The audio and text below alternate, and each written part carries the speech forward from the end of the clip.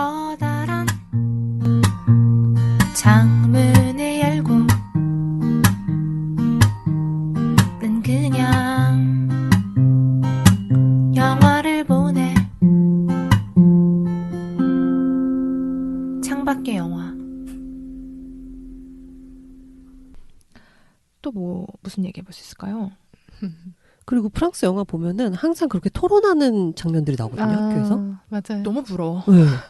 다니고 싶어요, 그 학교. 진짜 뭔 얘기야 싶어.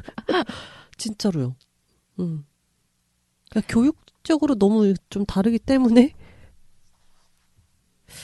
그게 사실 현실일 거잖아요. 프랑스 학교에서 그렇게 배울 거고. 그렇겠죠. 네. 사실 배운다는 말도 약간 무의미한 것 같은? 자기의 생각을 표출을 하는 방법, 그리고 그 다른 사람들의 생각을 듣는 거, 이런 거를 습득을 하고 나오는 것 같아요. 부럽네요. 그건 진짜. 그래서 저는 이 사람들이 연기를 다가가고 연기를 자기 방법으로 소화하고 하는 것들도 조금 색다르지 않나라는 생각이 좀 들어요. 영화가 어디서부터 시작했나요? 프랑스인가요? 영화 역사요? 네. 리미에르 형제라고 볼 수 있는데 리미에르 형제 한번 검색해 주겠어요? 네. 태생이 어딘지? 리미에르 형제. 프랑스네요. 와. 그런 데서 오는 걸 봤을 때 단지 뭐 유럽이라서가 아니라 영화 역사가 시작된 좀 오래된 예술, 특히 예술의 나라기도 하니까 그 부분에서 우리가 확실히 뭔가 조금 앞서가고 있다라는 느낌을 받을 수 있을 것 같아요. 더 많이 고민했고 더 많이 긴 시간에 연구를 했을 테니까요. 작업도 했을 거고. 근데 그 프랑스 영화 특유의 그 느낌이 좋아요, 진짜. 저도 진짜 좋아해요. 기승전결이 뚜렷하지 않고 삶을 담아내는. 우리 그러면 인상적인 장면 하면서 더 이야기를 살을 붙여볼게요. 어떤 장면이 기억에 남으셨어요? 저는 뭐 기억에 남는 장면 하나를 꼽지 않고 영화 통틀어서 반복되는 장면인데 제가 좋아하는 장면들이 책 읽는 모습들이었거든요. 제가 오프닝 설명할 때 책이라고 잘못 설명했잖아요. 채점하고 있는데 근데 제가 두 번 보면서 조금 그냥 책 읽는 장면이 워낙 많이 나오니까 그냥 책이라고 좀 넘겨서 봤던 것 같아요. 그만큼 이 영화 안에서는 무슨 일이 있어도 책을 항상 손에 쥐고 있는 그 모습이 되게 인상적이었거든요. 제가 제 개인적인 얘기 하나 하면은 제가 처음 이별을 했었을 때 제가 지금 가장 기억에 남는 돌파하고 그때는 이제 첫 이별이 저한테는 어떻게 다가왔냐면 그냥 나라는 사람의 정체성을 흔드는 일이었던 것 같아요. 그러니까 너무 사랑해서 그 사람이 떠났어 이런 뭐 마음이 아니라 나한테 이런 상처가 올 수 있구나라는 어떤 자각이 컸던 것 같아요. 그래서 뭐 친구들도 만나고 누구도 만나고 하는데 사실 뭐 이별은 흔한 거잖아요. 누구나 연애를 하면은 겪게 되는 일 중에 하나이니까 다 자신들의 경험치에 대한 위로들인데 저한테는 사실 그게 위로가 되진 않았고 근데 제가 매일 찾아갔던 게 도서관이었거든요. 그래서 도서관에서 감정에 대한 책들, 심리학에 대한 책들을 막 봤어요. 그러니까 내가 느끼는 지금 이 감정을 너무 해소하고 싶은데 너무 난생 처음 느끼는 이런 감정들이라 그때 이제 도서관에서 책을 보면서 막 이렇게 막 눈물을 흘리고 그랬던 기억이 나요. 기억나는 책 있으세요? 제가 기억나는 책은 심리학 책인데 심리학 책이었어요. 한국 좀 쉽게 쓰여진 책이긴 했거든요. 정신과 의사가 쓴 책인 것 같아요. 정신과 의사가 쓴 심리학 책인데 사실 심리도 따지고 보면은 내면의 본질을 계속 파악하는 일이잖아요. 그렇죠. 그러다 보니까 저는 그게 또 철학과도 연관이 있다고 생각이 들거든요. 그래서 그게 저한테는 그게 좀 슬픔을 내 방식대로 해소하는 방식 중에 하나라고 생각이 들었는데 그래서 그런 부분에서 나탈리라는 캐릭터가 공감도 많이 갖고 항상 좀 내 삶의 일부로 책을 보면서 좀 사유하잖아요. 그래서 장례식장에서도 엄마의 장례식장에서도 그 읽을 책을 철학서의 어느 한 서문을 좀 읽어주지 않나요? 네, 그렇죠. 네. 그런 것처럼 그런 생각이 좀 났었어요.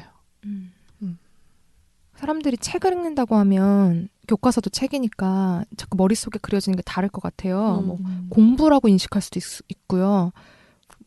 제일 많이 접하는 거 교과서니까 그런데 사실 책을 읽는다는 거는 사람을 만나는 거잖아요. 책을 많이 읽었다는 건 사람을 많이 경험해봤다는 뜻일 수도 있거든요. 물론 그 밸런스를 맞춰야 되지만 그리고 우리 삶에는 한계가 있잖아요. 경험하는데 저는 그런 면에서 경험을 원하는 사람들이 책에 많이 책을 사랑하고 많이 읽는 것 같아요. 무슨 책을 읽느냐가 중요하겠지만 네, 그래서 저는 공감이 됩니다. 네. 책을 읽는다는 게 위로로 다가올 수 있어요. 예린님 책으로 위로를 얻으신 적 있나요? 네, 있죠.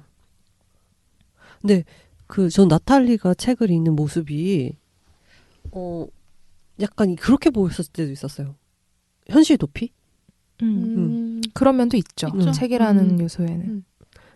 그러니까 예를 들어 나탈리의 이웃집 사람이 나탈리를 봤을 때, 그러니까 그녀의 시면은 생각하지 않고 겉모습만 이제 봤을 때, 엄마가 정신병에 시달리다가 요양원에 보내져요.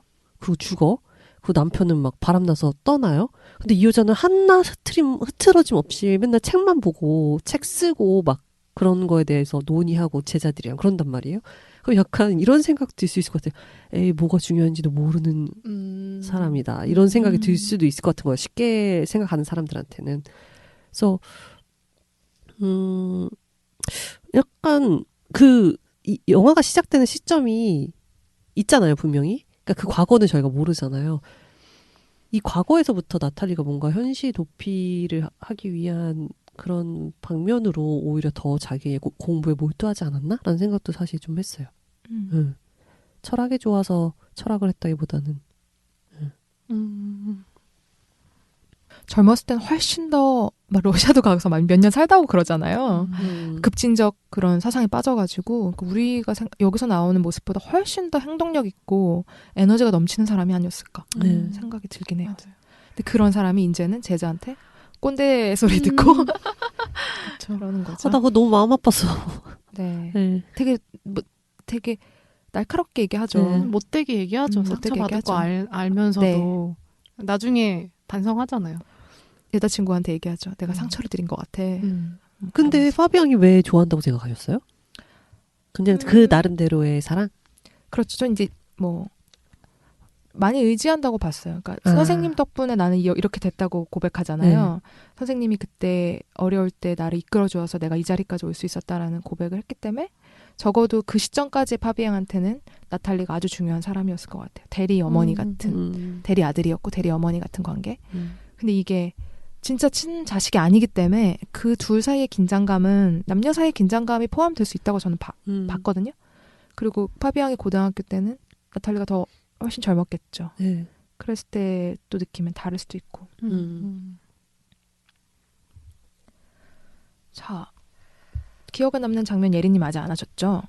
저는 그 나탈리의 딸이 아기를 낳잖아요. 네. 그리고 이제 아기를 보러 간단 말이에요. 병원으로. 그래서 막 그 신생 아기를 막 안아주고 있는데 딸이 갑자기 눈물을 터뜨리죠. 네. 그 장면. 같아요, 저하고. 아, 그래요? 네. 이유 한번 들어볼게요. 그 전에 사실 아빠가 그 나탈리 남편이 나탈리를 떠나게 되는 가장 중요한 계기가 딸 때문이잖아요. 딸은 아빠의 외도를 알고 있었고 아빠를 어느 날 찾아가서 아빠 다른 여자 만나고 있는 거 알아. 엄마랑 헤어져. 라고 얘기를 하죠. 선택해. 선택해. 결정해. 네. 어떻게 할 거야. 네. 어떻게 할지 아빠 결정해줘. 그 다음에 우리는 빠른 시일 안에 결정했으면 좋겠어. 라고 하죠. 결정한 거죠. 떠나기로. 그리고 엄마가 혼자가 됐고 그 여자는 이제 남자를 만나서 임신하고 아이를 낳은 건데 바로 아이를 낳고 사실 임신하는 기간 동안에도 그랬겠지만 출산을 바로 경험한 직후에 이제 엄마가 된 거잖아요. 자기도. 비로소 엄마가 된 다음에 저는 후회? 미안한 마음이라고 봤거든요. 아빠를 찾아가서 둘 중에 하나를 선택하라고 얘기했던 게 되게 치기 어린 젊음이 할 수 있는 그런 자기 나름대로의 정의와 용기를 발현한 순간이었다고 생각을 해요. 근데 사실 아빠를 붙잡아 놓고 엄마를 조금이라도 더 행복하게 길게 만들어주는 게 딸이 할 수 있는 일이 아니었나라는 걸 그 순간에 느끼지 않았을까라는 생각이 들었어요. 그래서 그때 후회의 눈물을 흘렸다고 생각을 했거든요. 네. 저랑 완전 다르게 해석을 하셨네요. 근데 그래서 제가 그 장면이 좋기도 했어요. 거기에 설명이 많이 들어가 있는 장면이 아니라 좀 생뚱맞은 장면이에요. 그 아이를 낳은 지 얼마 안 된 것 같아요. 아기가 되게 조그맣고 그리고 나탈리가 막 급하게 가보니까 이미 자기 남편이 이혼한 남편이죠. 이제 아기를 안고 있고요. 그리고 자기 사위죠. 사위가 이렇게 옆에서 쉬고 있어요. 막 손 씻고 와가지고 이제 아기를 안아보고 곧 있어서 쫓겨나듯이 남편이 네. 나가죠. 맞아. 그러니까 가족 안에서 결국에는 남편이 약간 축출되는 방식으로 관계가 다시 재편성돼요. 네. 크리스마스 때 초대도 못 받고. 맞아. 근데 그가 가고 그러니까 딸의 남편 사위도 잠깐 자리를 비운 상태로 둘이 남은 상태로 아기를 보면서 나탈리는 행복한 거죠. 근데 침대에 누워있던 딸이 가만히 엄마하고 아기를 보다가 그 눈물을 흘리는 게 아니라 뭔가 자기 안에 있는 아주 커다란 감정이 터져나오는 것처럼 울음을 확 터뜨린단 말이에요. 막 흐느끼는 거죠. 온몸이 떨리도록 흐느끼게 돼요. 막 눈물을 줄줄 흘리는 게 아니라 뭔가 감정의 주체가 안 되고. 그러니까 아기 보던 엄마가 처음엔 소리도 안 나니까 모르다가 보니까 우리 딸이 울고 있는 거죠. 왜 이래 하는데 괜찮아 내가 아빠 내쫓아서 그러니? 장난한 거야 뭐 그렇게 큰일 아니잖아 뭐 이런 식으로 얘기하는데 딸이 하는 얘기는 아기 이리 주세요. 그래요. 그리고 아기를 안고 아기를 만지면서 그 물음을 잦아들고 그리고 장면 전환이 돼버리거든요. 웃어요. 그리고 되게 평화로워지죠. 아기를 안은 다음에. 근데 저는 그 장면이 왜 좋았냐면 저는 그 이유를 그 딸이 잠깐의 순간이지만 그냥 아주 짧은 시간 동안 긴 시간을 경험하는 체험을 한 것 같았어요. 그러니까 자기가 태어나서 쭉 살아서 아이를 낳는 아주 큰 일을 겪었잖아요. 근데 여기에서 그냥 내 삶에서 끝나는 게 아니라 엄마를 봤을 때, 아빠를 봤을 때 우리 엄마 아빠도 자기를 이렇게 낳고 행복하게 지내는 모습을 25년을 유지했잖아요. 그런데 결국은 결론은 난 이런 모습을 보게 되는데 그걸 알면서도 이 여자는 한 남자를 만나고 그런 선택들을 자기가 하고 지금 그 현재 딱 있는데 갑자기 그 여성의 몸을 관통하는 거는 자기만의 시간이 아니라 이 나탈리의 시간 그리고 할머니의 시간 그 모든 그 역사에서 그려지는 불행이랑 아픔들이 자기도 피해갈 수는 없을 수도 있잖아요. 다가오는 것들. 근데 아직 알 수 없지만 근데 저는 그게 그녀의 몸을 갑자기 확 그걸 관통한 것 같았거든요. 하지만 그녀를 다시 안정시키는 건 이 현재에 바로 내 앞에서 살아서 움직이는 아기죠. 마치 나탈리가 그녀가 그렇게 버텼던 것처럼 자식에 대해서는 되게 한결같잖아요. 나탈리도 요리해주고 연계로 비싼 연계. 남편 되게 먹고 싶어 하는데 가라고 하죠. 그래서 저는 그 장면이 좋았고요. 근데 예리님처럼 해석의 여지가 되게 다양해요. 맞아요. 그 장면이. 네, 저는 그렇게 다가왔어요. 저는 이게 나이를 먹어감, 늙어감, 뭐 아름다움이 잃어가는 것, 시간이 흘러가는 것에 대한 모든 걸 보여주고 있어서 그 나탈리아 반대편에 있는 젊음에도 되게 신경을 썼었거든요. 그게 이제 딸의 모습도 있었던 거고 딸이 아빠를 찾아서 그렇게 얘기를 하는 것도 젊어서 할 수 있는 거. 그리고 파비앙의 모습에서 전 그걸 봤거든요. 젊으니까 할 수 있는 실수들. 그리고 나탈리도 사실 과거에 그랬을 수 있는 거고.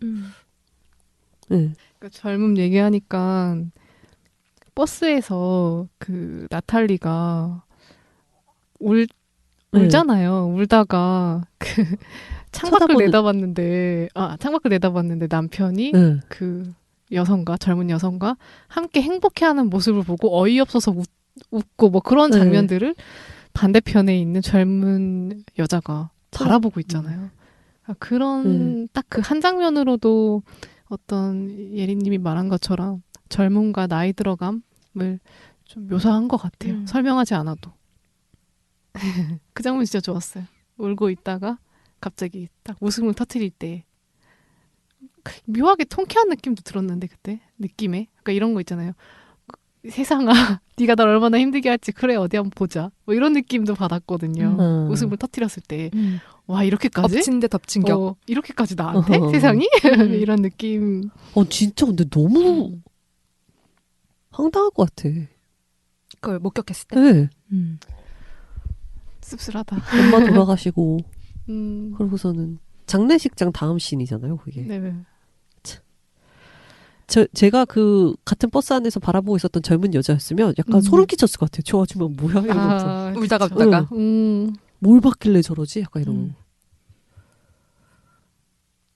감독은 그런 위치가 아니었을, 그런 모습으로 계속 관찰하는 사람이었을 것 같아요. 굳이 따지면 젊은 사람 입장이니까. 네.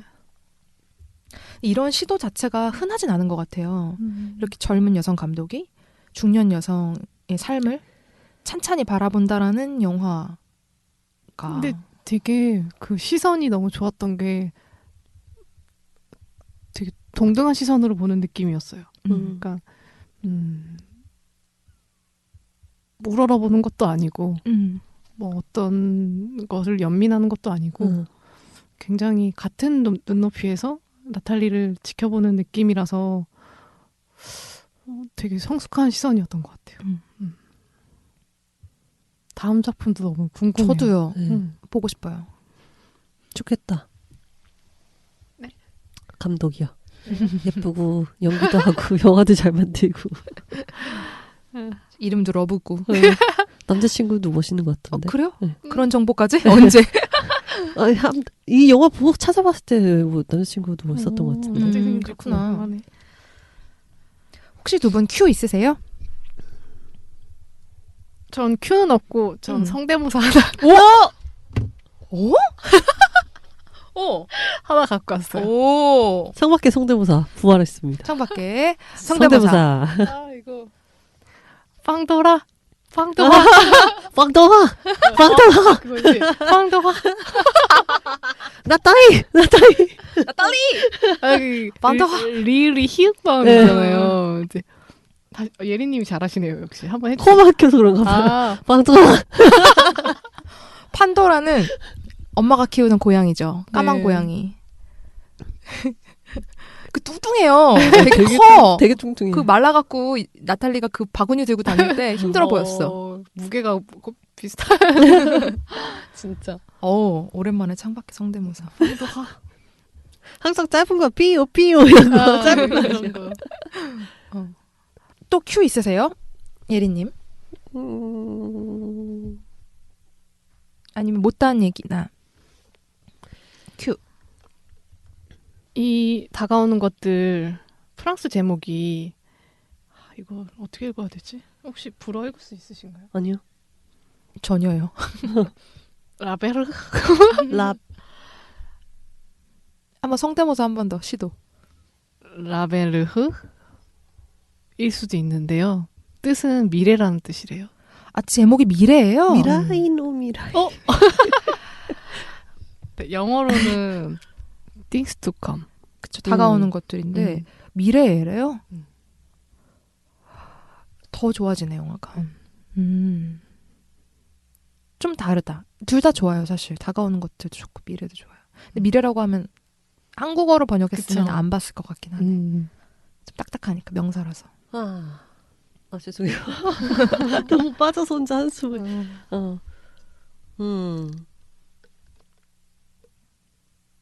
재밌네요. 그 약간 좀 개인적인 질문인데 본인 자기가 그 영화에 다양한 인물들이 나오잖아요. 학생 되게 열정적인 학생들도 나오고 아직 열정적이지만 더 이상 메인에 끼지 못하는 선생님도 나오고 어느 정도의 위치에 있는 것 같은지. 근데 저는 거기 나오는 행동파 학생들, 그러니까 농장을 가는 파비엔과 그 무리들. 네. 은 저가 그 시기는 아닌 것 같았고요. 저는 조금 더 나탈리 쪽에 공감한 것 같기는 해요. 저 기성세대인가 봐요. 저도 그래서 약간 더 슬픈 게 있었던 것 같아요. 이제 그런 에너지가 없는?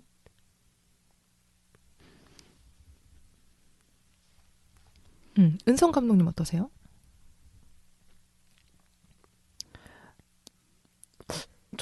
근데 저는 그냥 버스에 앉아서 바라보는 여성? 근데 저는 그게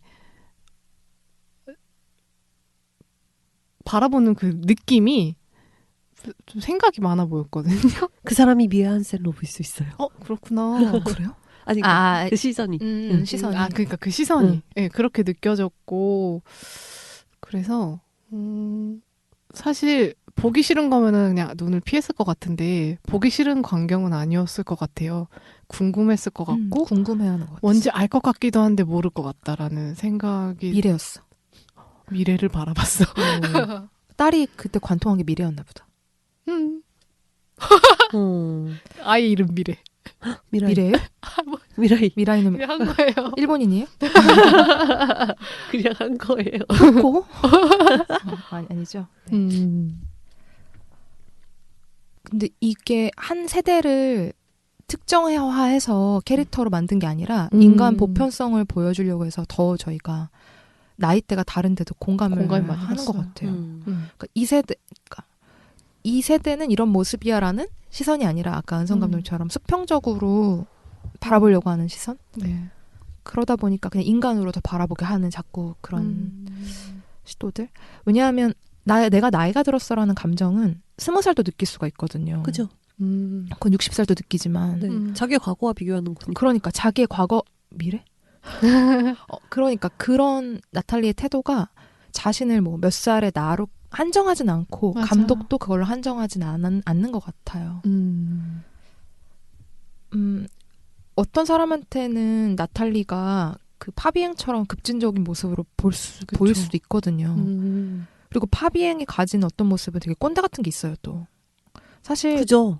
그러니까 맞아요. 그게 모순적이죠. 음. 그렇기 때문에 뭐 사람 안에 있는 여러 가지 모습들이 그래도 많이 담겨 있었던 것 같아요. 더 못하신 이야기 있나요? 없는 것 같은데 왜 왠지 있을 것 같지? 그러니까. 시간이 좀 짧기도 했고 영화가 좋은 거에 비해서는 좀 군더더기가 없어서 그런가? 그렇죠. 자, 연결 컨텐츠 해보도록 하겠습니다. 네. 감독님? 고양이. 세상에 파도하. 사는 고양이. 판도화. 판도라가 점점 변하는. 황후아가 사실 그 나탈리의 엄마가 데리고 있던 그 고양이잖아요. 근데 사실 되게 신경도 안 쓴다고 하잖아요. 나탈리의 말을 빌리면은 병원에 갔을 때 병원에 그렇게 가면서 한 번도 물어보지 않았다고. 황도라가 어떻게 되는지. 황도라가 사랑을 받으면서 케어되는 어떤 고양이는 아니었을 것 같아요. 그리고 황도라가 그 나탈리랑 같이 여행을 가잖아요. 별장으로. 그때 혼자 숲속으로 혼자 가버리잖아요. 네, 바구니에서 탈출하자마자. 네, 탈출하고 근데 다음날 생지 물어서 칭찬받으려고. 그러니까 황도라는 나탈리를 좋아하는 거잖아요. 네. 그때 이제 그 통통한 몸을 이렇게 안아주거든요. 근데 그 촉감이 느껴졌어요. 네, 저도요. 그쵸? 너무 꼭 안아주면서 얼굴을 그 고양이 머리에다 막 비비면서 안심하죠, 나탈리가. 그렇게 네. 안 좋아했었거든요, 그 전에는. 알레르기도 있고. 맞아요. 두 사람은 사람 됐어. 황도라. 근데 저도 그 동물? 그러니까 아이를 낳는 것도 비슷하고 뭔가 나보다 굉장히 작은 체구이지만 체온을 가진 온기를 가진 물건이 아니에요. 존재. 사람 물건. 동물이라는 말을 왜 이렇게 못하고 고양이. 네. 그런 황도라. 고양이를 안았을 때 느낌이 너무 전해져가지고 안고 싶다는 생각이 들었어요. 근데 이상하다. 추천 컨텐츠 고양이? 고양이가 아니라 고양이 안음. 고양이 안음. 고양이 안기. 고양이 있으신 분들. 연결 컨텐츠. 네. 나만 없어, 고양이. 그러니까 나만 없어 고양이 어떡해. 고양이 먹이라도 한번 주시기를 그러면. 고양이 안기. 무게감이 느껴졌어요. 그 장면에서. 뭔가 그게 따뜻함. 그렇게 통통했으니까 더 와닿지 않으셨어요? 제 고양이 저도 없어서. 약간 엄마는 닮지 않았어요? 엄마 닮았다. 되게 크잖아요. 엄마 배우였죠. 네. 키도 크고 되게 좀 꾸미잖아요. 마르지만 배는 나왔잖아요. 그런 느낌? 처음으로 동물 컨텐츠네요. 고양이 있는 분들 너무 부럽다. 바로 할 수 있네요. 그렇게 지금 당장 해보시기를. 네. 저는 영화고요. 이 영화 보셨을까? 코파카바나라는 영화인데요. 이자벨 윗베르가 주연이고 이 영화에서 친딸과 같이 나와요. 모녀로. 저는 이 영화를 다 보고 나서 알았어요. 친딸이라는 거를. 근데 배우예요, 딸도? 딸도 배우겠죠? 얼마만큼 활동하고 있는지 모르겠지만 적어도 이 영화에서는. 그렇구나. 근데 이 영화에서 나오는 바부라는 캐릭터인데 이자벨 바부? 윗베르가 네 정말 허당이에요. 바보예요? 바보에 가까워요. 재밌네. 코미디예요. 그러니까 아. 이자벨 윗베르의 코미디 연기와 그러니까 그냥 막 웃기는 코미디가 아니라 정말 답 없는 그런 괴짜 네. 근데 착해 그런 캐릭터와 인생을 뭐 즐기자 이렇게 심각하게 왜 이렇게 살아 이런 태도 그리고 그런 엄마를 감당한 딸 뭐 그런 앙상블인데요. 친딸인 거 알고 봤으면 더 재밌었을 것 같아요. 왜냐면 얼마나 행복하게 연기를 했을까. 이 영화가 심각한 영화가 아니니까 코파카바나. 그래서 그 영화 보시면서 팬이시라면 반드시 챙겨보시기를 바랍니다. 예리님은요? 저는 애니메이션인데 네. 제가 엄마 미안해라는 그 해시태그 평을 저 혼자서 내렸던 애니메이션이 또 있어요. 그게 되게 신기한데 이거 제목이 미래라고요. 미라이노 미라이를 했던 호소다 마모루 감독의 늑대아이. 늑대아이. 네. 늑대아이 보고서 저는 그 영화 평을 엄마 미안해로 썼었거든요. 5글자네요? 네. 그때 청박경을 하기 전이었는데. 네. 이유는? 이유?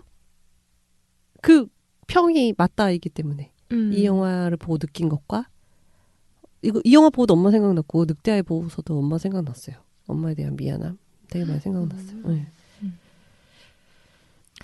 네. 두 세대를 좀 연결해주는 영화긴 하죠. 네. 저희 뭐 다 좋아하는 영화라서 저희 거 따라 들으신 분들은 늑대아이 얘기도 여러 번 들으셨을 것 같아요. 네. 자, 그러면 이렇게 다가오는 것들도 마무리를 하겠습니다. 네. 장밖에 잠깐만. 네. 음악 너무 좋지 않았나요? 음악 네 번의 좋아요. 음악. 네 번 세 나와요? 번인데 네네네. 첫 번째는 노래도. 오페라였고요. 두 번째는 폭송. 음. 그리고 세 번째도 끝날 때 나오는 되게 유명한 노래를 아카펠라로 네, 바꾼 맞아요. 것 같은 네. 거고 뭐였지? 되게 러브가 많이 들어가는 건데 네. 기억이 안 나. 아무튼 음악도 폭송이요. 좋았습니다. 가사도 되게 좋았어요. 그 포크송 가사도 좋았고. 그 남자가 부르는 거. 네. 맞아. 음악이 너무 조금 쓰여서 그 영화 음악이 나오는 순간은 음악에 되게 집중했던 것 같아요. 맞아. 그리고 거의 전곡을 다 맞아요. 들려주죠. 네. 엔딩 너무 좋았어요. 엔딩이 너무 좋았어요. 카메라 시선도 좋았고 문틈으로 이렇게 아기를 아는 나탈리. 음악이랑 함께해서 더 좋았던 것 같아요. 미래를 안았네요. 그렇죠. 근데 저는 너무 좋다. 쫓겨난 아빠가 계속 신경 쓰였어. 가족. 예리님은 언제나 가족을 걱정하지 마세요. 좋은 와인 사놓으셨대요. 거짓말이겠지. 그래요? 설마 진짜 초대했는데 안 갔을까? 바빠서 못 간 거 아니에요? 그럼 바쁜데 거기는 와요? 여기가 더 좋으니까. 그니까. 그럼 어떡해. 그럼 다 가질 수 있어? 내가 보기에 이미 끝나가고 있어, 그 관계는. 뭐 맞아. 그게 암시됐던 것 같아요. 네, 맞아요. 여기 끼고 싶은 너무 끼고 마음이. 싶죠. 너무 끼고 싶어. 그 의자 손 대고 계속 뭐 요리하는 거 이렇게 살피죠. 나갈 때 그 문틈 사이로 계속 안 나가려고 하는 그거. 선물도 두고 갔다고 하고. 네. 좋으니까 왔겠죠. 사실. 맞죠. 선물만 두고 가지 않고 크리스마스인데 선물 두고 빈집에 혼자 책 읽고 있죠. 남편이. 근데 나탈리가 들어와서 화들짝 놀라는 거예요. 맞아요. 갑자기 있으면 안 될 사람이 있으니까. 그래서 잠깐 앙상블 있는데 남편은 후회한 것 같기도 하고. 저는 마음이 약해지는 거 분명 연약한 순간이 있지만 남편한테 붙잡으려고 하는 그런 태도가 하나도 없어서 좋았어요. 네, 맞아요. 그 이슈는 다가오는 것들 중에 하나의 이슈일 뿐이죠. 그게 메인이 되진 않았었던 것 같아요. 그 나탈리의 삶의 근간을 흔드는, 본질을 막 흔드는 그런 사건은 아니었던 것 같아요. 그런 태도도 좋았어요. 네, 이렇게 다시 마무리하겠습니다. 네. 창밖 영화 듣고 계시는 분 계신가요?